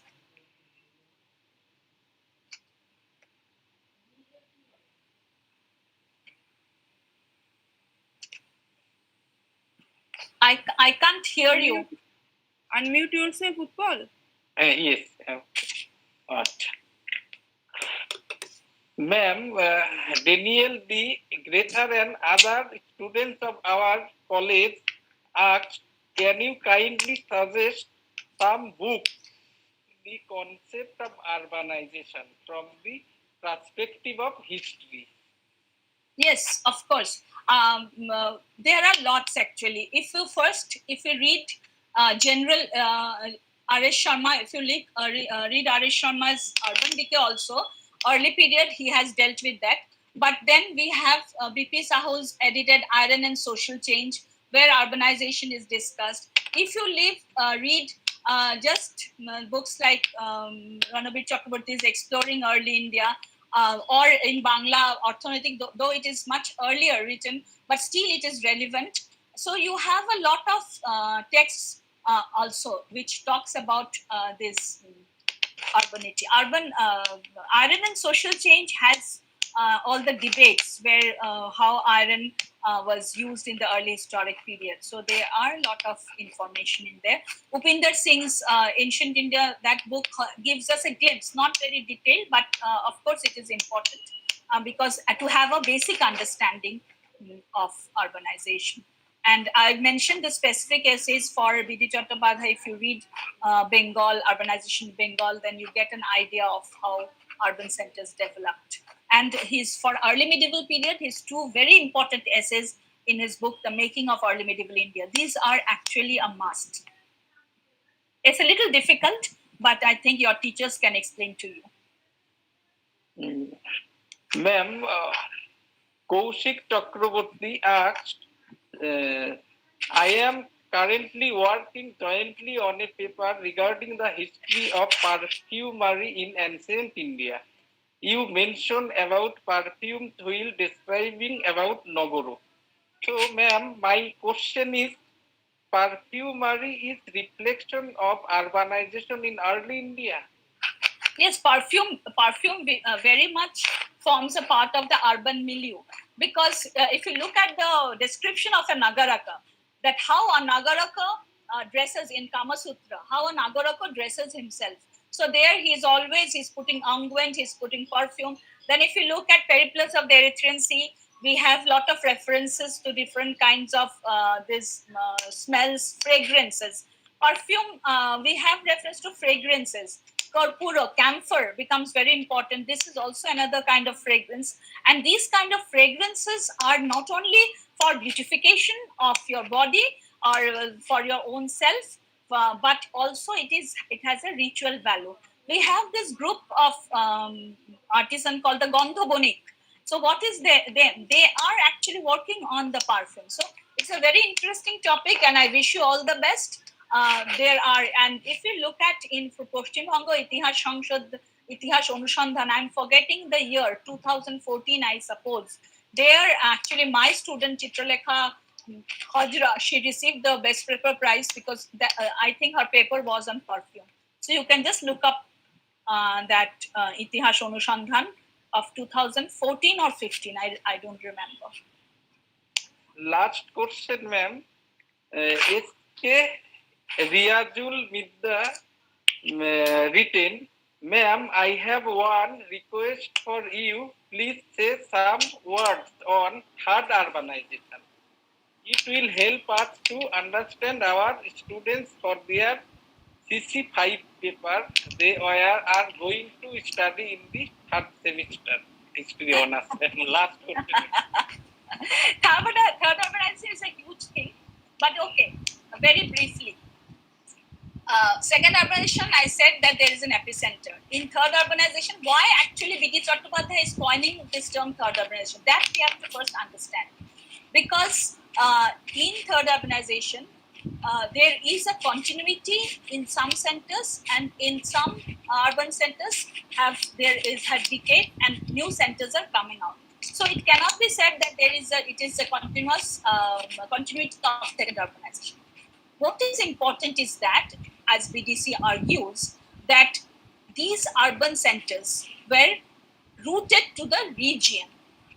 By this, what is meant is that we have to understand, before understanding third urbanization, a student has to understand that what are the features of early medieval period. Adi Moddho Juger features key, and that Adi Moddho Juger main features gulo tar moddhe the main important thing is regional formation. So you have regions. So therefore, this meta narrative of second urbanization, the grand thing, breaks down, and you have the regions, and these regions are actually rooted. So urbanization in each region, there is a process of urbanization which is unique to that region. So there is no common thing that you can find in as an all-encompassing thing. So therefore, B.D. Chattopadhyay argues that each region had its own process of urbanization, which is rooted to the region, and therefore we have to call it third urbanization. Now, when you look at, for example, in some cases, I am talking about Deva Parvata or as an urban center, or Tattanandapura. So there, when we look at Tattanandapura, we find that you have inscriptions where you have so much detailed description of a city, of an urban center. But you will not find the same kind of thing in Assam. So if you go to Kamrupa, inscriptions are less. So you have a different mode. You have to understand the different mode that is found there. So there is a regional variety, and each region, the urban process was rooted to the region. So that is the main difference between second and the third urbanization. But then you, Riyadul, you read the two essays by BDC, and you explain to the students. He has done it wonderfully. Thank you, madam. Now the question answer session is over. Please, Ranjana. Shobhashati, thank you for that Rekha's thing. Thank you, ma'am. You have met up the answer so beautifully that I think the quest of our participants have been satisfied. Now, I would like to request Dr. Savori Datta, Head of the Department History, New Alipur College, to deliver the vote of thanks. Over to you, ma'am. I must thank Dr. Suchandra Ghosh for giving us some of her valuable time and presenting an interesting lecture for us. It was a very comprehensive lecture dealing with the phases of urbanization in detail, with emphasis on various sites, and I am sure our students have been able to clarify their doubts. Once again, thank you, madam, for this wonderful and lucid lecture. We are grateful to our principal, Dr. Joydeep Sharangi, for constantly being by our side and encouraging us to hold this webinar. We are thankful to our Vice Principal, Professor Dipesh Bera, for the support he has given us for arranging this webinar. I must thank our IQAC coordinator, Dr. Shammo Protodash, for his encouragement. We are very glad to have with us Dr. Shobhashati Chattopadhyay with us. I thank Dr. Aniruddha Kaur for creating a beautiful poster for us. I would like to thank Dr. Iqbal Abdul Latif and Dr. Orchita Pramanik for the vital technical support they have given us. I would like to thank the faculty of the History Department, Professor Utpal Sarkar, Professor Ranjana Mondol, Dr. Nibaburi Banerjee, and Professor Shudeep Mondol, who have worked hard to make the webinar a success. Professor Shudeep Mondol has nicely portrayed the activities of the History Department. We had Kishore Bharati Bhogini Nivedita College as our collaborator for this webinar. I would like to thank Dr. Shiv Shankar Shana, Principal of Kishore Bharati Bhogini Nivedita College, and Professor Shutopa Mukhopadhyay, Head of the Department of History, Kishore Bharati Bhogini Nivedita College, for helping us in every aspect. I would like to thank our students and ex-students who have been present throughout the webinar. Lastly, I would thank the audience who have stayed with us throughout the webinar and given us a patient hearing. The webinar has come to its conclusion. We are keeping the chat box open for half an hour to enable you to fill up the feedback form for the e-certificates. Thank you all. Thank you. Thank you very much, Shravani. My association with Shravani goes a long way when we're together. We are friends.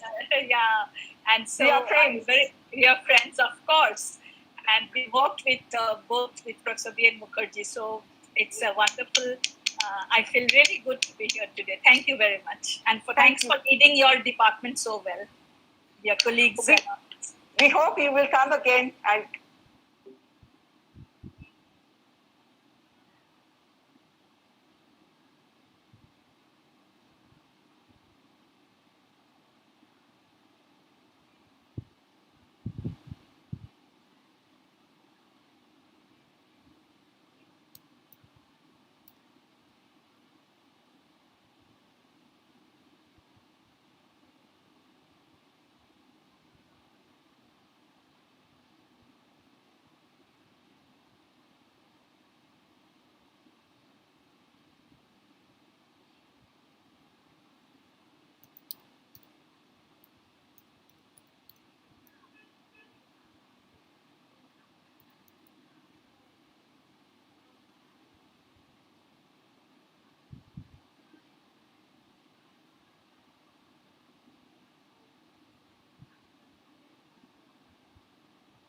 People are requesting to put the feedback form link again in the chat box.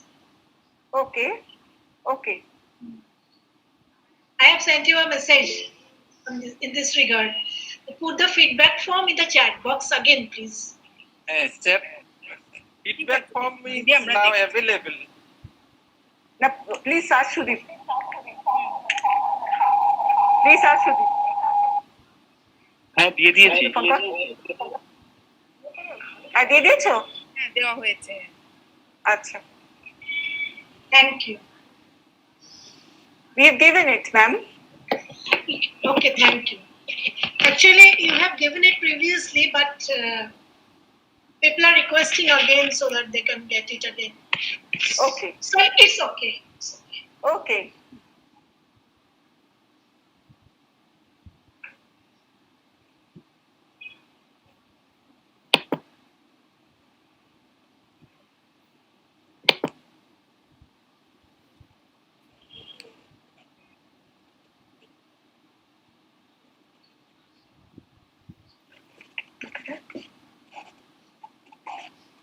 Archita কি ইউটিউবের লিংকটা দিয়ে দিয়েছে? হ্যাঁ দিয়েছি। দেখছি। আচ্ছা দিয়ে দাও। দেখছি কি করছো। হ্যাঁ আমি দিয়ে দিয়েছি।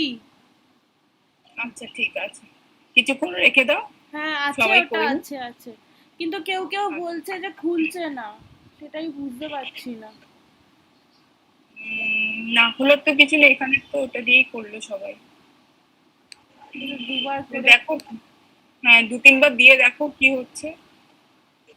যাওয়ার কথা কেন কোনো মেসেজ আসে না? কেন তো? কারণ তুমি ওখানে মিটিংটা করো। করেছো রিসেন্ট।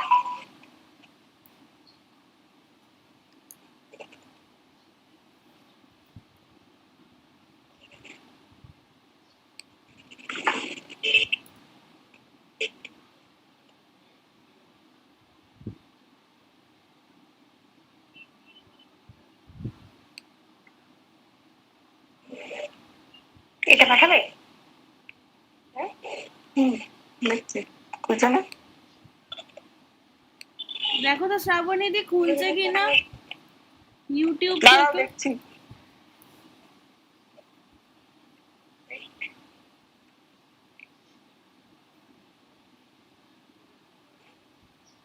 না, it can't be reached. The site can't be reached. ও দাঁড়াও দেখছি তাহলে।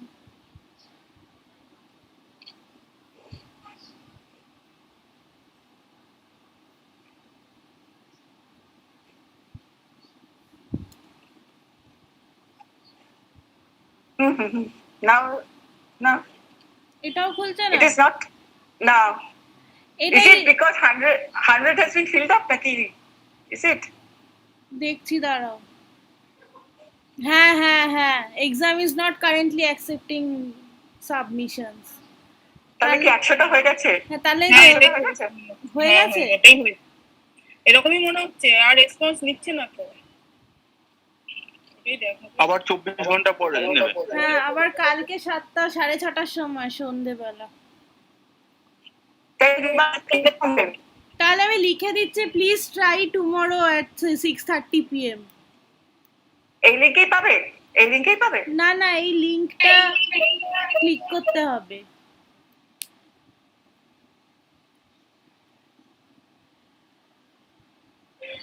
লিংকটা কপি করে রেখে দিলে। তোমরা সুদীপ, তোমরা একটা অ্যাটেন্ডেন্স ফর্ম ফিল আপ করিয়েছো কি? No, we have not done it. ওকে, করাইনি। কি করব? তাহলে তো এখানে ইউটিউবে যারা রয়েছে তাদেরকে লিখে দিতে হবে যে you please fill up this form tomorrow, because তোমাদেরকে এই লিংকটা ওপেন রাখতে হবে টিল টুমরো। ওরা আবার কালকে আগামীকাল এই ইউটিউব চ্যানেলে এসে আবার এই লিংকটায় ক্লিক করলে তাহলে ওটা আবার অটোমেটিক্যালি খুলে গেলে ওরা ফিল আপ করতে পারবে, but not before tomorrow 6:30 PM। আচ্ছা, তাহলে এটা কি এখন ওপেন থাকবে? লিংকটা ওপেন থাকলে কোনো অসুবিধা নেই, মানে এটা কি ওপেন থাকবে? হ্যাঁ ওপেন থাকলে কিছু হবে না, কারণ তোমার তো আর কেউ সার্টিফিকেট পাবে না, 100 জন হয়ে গেছে তো। আচ্ছা, তো আগামীকাল রাত্রি 12টা অবধি খুলে রাখো, তারপরে তুমি ওটাকে অফ করে দেবে, তাহলেই হয়ে গেল। ঠিক আছে, তাহলে সেটাই করবেন নাকি সামনেদি? হ্যাঁ, তো যেটা কোনো অসুবিধা কিছু নেই। হ্যাঁ আমি তাহলে লিখে দিচ্ছি যে কালকে ইউজ করতে এটা। আচ্ছা, পারবে না, তাহলে ওটা খোলা থাক নাকি? হ্যাঁ হ্যাঁ সামনেদি লিখে দিও রাত 12টার মধ্যে করে নিতে। হ্যাঁ তাহলে লিখে দিতে হবে যে কালকে 6:30টার পর থেকে ট্রাই করতে। ইয়েস ইয়েস, হ্যাঁ তাহলে সেটা লিখে দিতে হবে যে ট্রাই আফটার 6:30 হ্যাঁ হ্যাঁ। PM। কে লিখবে সেটা? আমি লিখে দিচ্ছি। হ্যাঁ লিখে দাও। Thank you Archita. হ্যাঁ হ্যাঁ ওয়েলকাম। তুমি আমাকে ডক্টর অর্চিতা বলে ফেললে, আমি তো এখনো ডক্টর হইনি। যাই হোক, ওটা হবে, সরি আগাম বলে ফেলেছি। Thank you.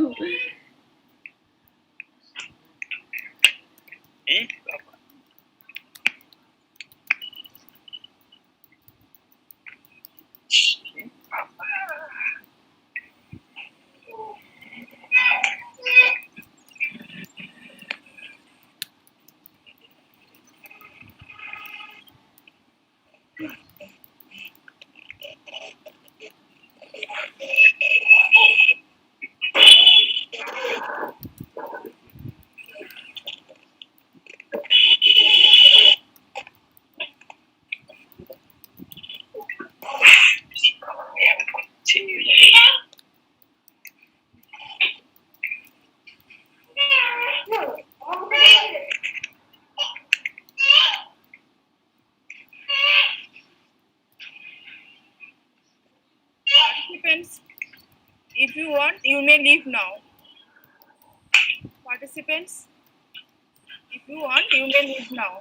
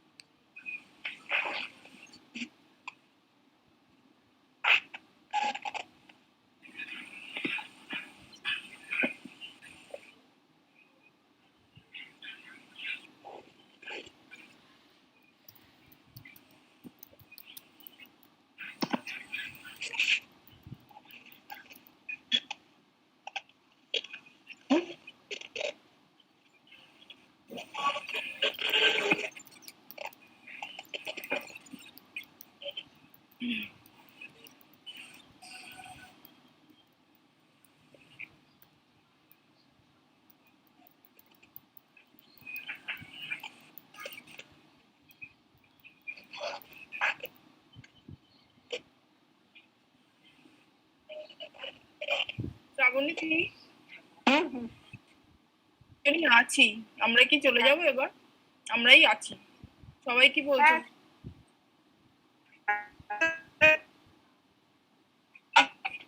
হলো যে সাবমিশন হলো না, আমাদের তাহলে গুগল মিটে পরে করতে হবে আর কি, মিটেও তো হয়নি এসব। আচ্ছা ঠিক আছে, যা হয়েছে আমি তো করিনি, ঠিক আছে। ওটা যদি না হয় তখন আমাদের মেলে পাঠিয়ে দিতে হবে, মানে যদি কেউ অভিযোগ জানান আমরা মেল করে দিলে পারবো। হ্যাঁ, মেল করে যাতে সবাই পায় সেটা দেখতে হবে। আচ্ছা, তবে সবাইকে পাঠিও না, কিন্তু যারা যারা রেজিস্ট্রেশন করিয়েছে তাদেরকেই মানে সবাই তো অ্যাটেন্ড করেনি, কাজে সবাইকে পাঠিও না, যারা যারা অ্যাটেন্ড করেছে তাদেরকেই পাঠাতে হবে। হ্যাঁ হ্যাঁ হ্যাঁ ম্যাডাম বলুন। আচ্ছা ঠিক আছে, ওটা সুদীপের কাছে আছে, সুদীপ ওনাদেরকে রেজিস্টার্ড ইমেল আইডিতেই পাঠিয়ে দেবে। ঠিক আছে, তাহলে আমি ইউটিউব বন্ধ করে দিচ্ছি। হ্যাঁ তুমি লিখে দিয়েছো তো? হ্যাঁ, কাল 6:30 থেকে 12টার মধ্যে যেন করে নেয়, ব্যাস। হ্যাঁ, তাহলেই স্ট্রিমিংটা বন্ধ করে দিচ্ছি, চ্যাট খোলাই থাকবে। আচ্ছা ঠিক আছে। ঠিক আছে।